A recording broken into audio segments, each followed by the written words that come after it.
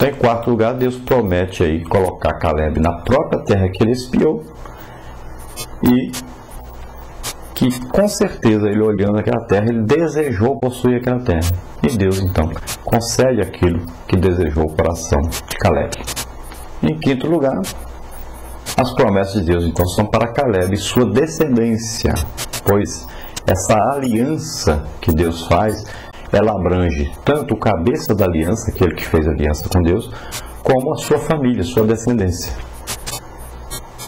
Então, aquele que serve a Deus, ele é abençoado. E toda a sua família, sua descendência. Porque às vezes a pessoa fica tão preocupada com seus descendentes, com a sua família, e acaba tendo que pensar tanto nas coisas materiais para que a sua família não fique desamparada, que acaba não fazendo a obra de Deus, não se dedicando à obra de Deus. Mas Deus cuida tanto daquele que fez aliança com Deus como de sua família. Então pode ficar tranquilo. Deus não vai desamparar a sua família. Sua família não vai passar fome. Lembre-se lá da viúva e do azeite, né? Que ela vai ao servo de Deus, ali um profeta de Deus, e diz que era mulher de um servo de Deus e que estava passando necessidade, que seus filhos iam até serem aí entregues para pagar dívidas. E aquele servo de Deus, o profeta, diz para ela: vai, pega vasilhas vazias, pega na casa dos vizinhos, tanto que você puder achar, pega e traz para sua casa. O que você tem em casa? Um pouquinho de azeite, uma botijazinha de azeite. Então ela foi, pegou, trouxe as vasilhas, e ele disse para ela encher aquelas vasilhas. E ela foi com aquela botijinha enchendo as vasilhas, encheu todas as vasilhas, e foi ao profeta e disse: acabou as vasilhas. E ele disse: pois então agora você venda esse azeite e pague a dívida e viva do resto, que vai sobrar muito.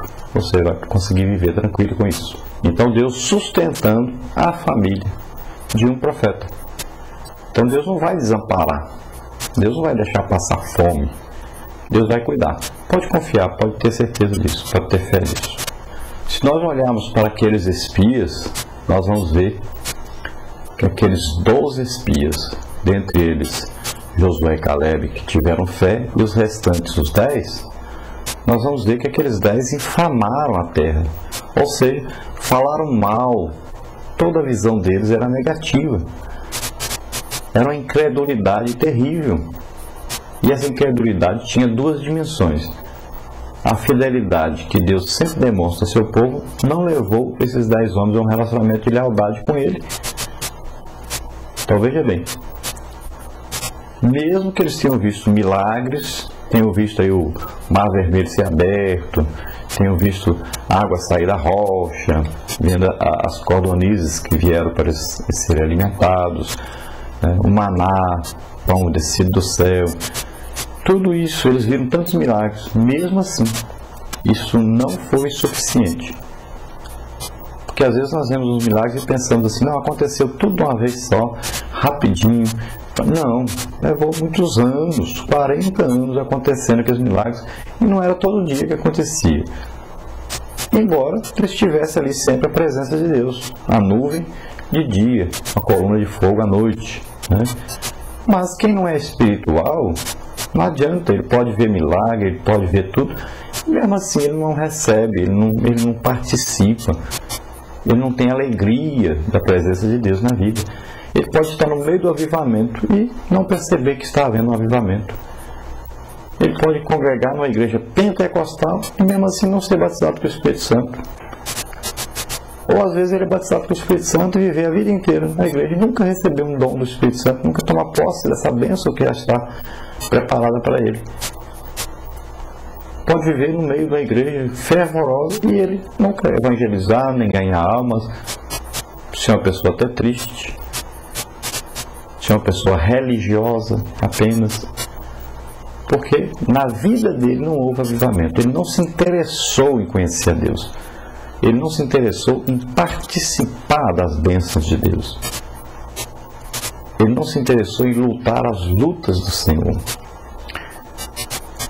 É um coração fechado para a alegria.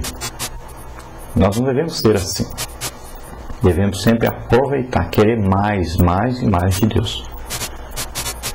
Também, então, eles não confiavam em Deus, nem nas suas promessas a respeito, então, do seu futuro. Sua falta de fé contrastava nitidamente com a fé que Caleb e Josué manifestavam. Então, veja bem, eles não confiavam nas promessas de Deus. Não confiavam no futuro. Tem muita gente vivendo assim. O futuro para ele parece aí um inferno com a boca aberta. Ele não tem nenhuma expectativa futura. Ele não tem nenhum objetivo claro na sua vida. Então, nós temos que nos aproximar de Deus com um objetivo. O objetivo de ganhar almas, o objetivo de ter uma moradia normal, de termos que comer tranquilos, termos aí uma vida normal, tranquila, darmos uma vida tranquila para os nossos filhos e visando sempre em tudo em nossa vida, não as coisas materiais. Isso Deus dá a quem precisa. Mas a Bíblia diz, buscai primeiro o reino de Deus, que é o reino espiritual, é lá em cima. Busque as primeiras coisas espirituais. As materiais vão aparecendo, Deus vai dando. Eu ia dizer naturalmente, mas é espiritualmente mesmo. Deus vai dando. O que for necessário, Deus vai provendo. Ele é o Jeová Jireh. É o Senhor que provê as nossas necessidades. Não se preocupe com isso. Jesus disse, não andeis ansiosos pelo que haveis de comer, ou de beber, ou de vestir. Não importa. A sua preocupação não vai acrescentar nada na sua vida. Confia em Deus, entrega ao Senhor o teu caminho. Confia nele e o mais ele fará. Lança sobre Deus, sobre Jesus, as tuas ansiedades, preocupações, todas as suas ansiedades e preocupações, e Ele vai cuidar de você. Olha, esse medo que os espias tiveram é uma constante atual na vida humana. Esse medo aí é gerado principalmente pela falta de fé em Deus, ou seja, na falta de crer no controle e poder de Deus sobre tudo e sobre todos. Então nós temos que viver a nossa vida confiando que Deus é poderoso. Não tem maior poder do que Deus. Não existe nem poder igual ao de Deus. Não. Deus é superior, Ele controla tudo, Ele está no controle.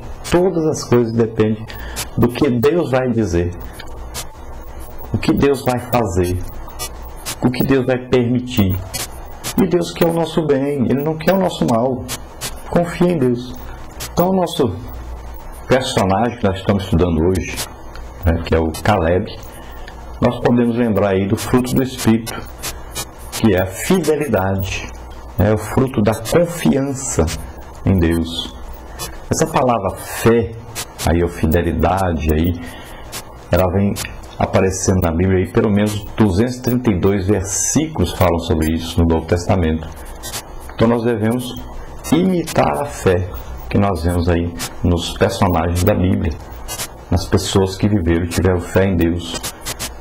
Assim como Jesus disse que Abraão foi um exemplo maior de fé, que eu considerado o pai da fé, porque teve aquela fé que Deus poderia, ao mesmo tempo, receber o seu filho, e ao mesmo tempo devolver o seu filho.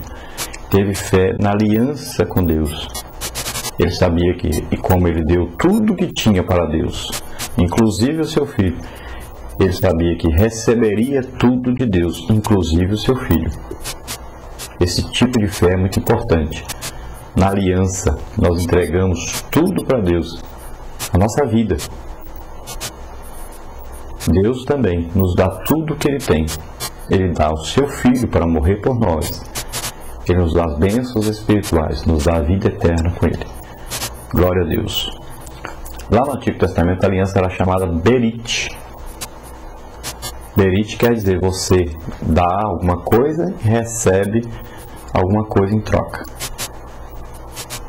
Então era aí uma partilha. Dá para poder receber. No Novo Testamento, não é mais Berit, é Diatik. E Diatik quer dizer você não tem nada para oferecer,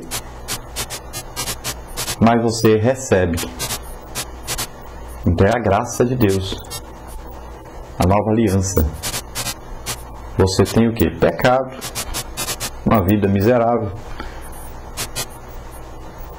Mas quando você faz aliança, entra em aliança com Deus, que você aceita Jesus como Senhor e Salvador, Ele te dá todas as bênçãos que tem. Então, a aliança desigual, você apenas dá a sua vida, se entrega totalmente.